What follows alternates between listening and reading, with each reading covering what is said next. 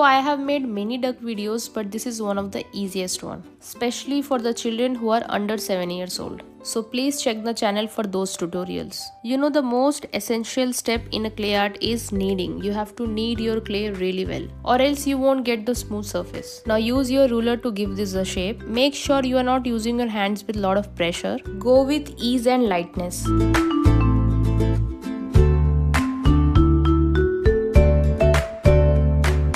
Now fold your clay thrice for the body and once for the head.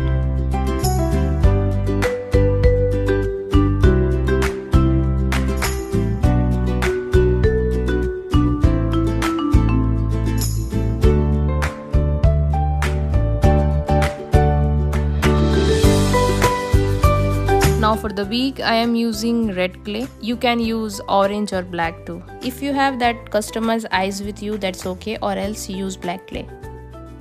And that's it, your easy clay duck is ready. Now for making swan, just use white clay and all the steps will be similar.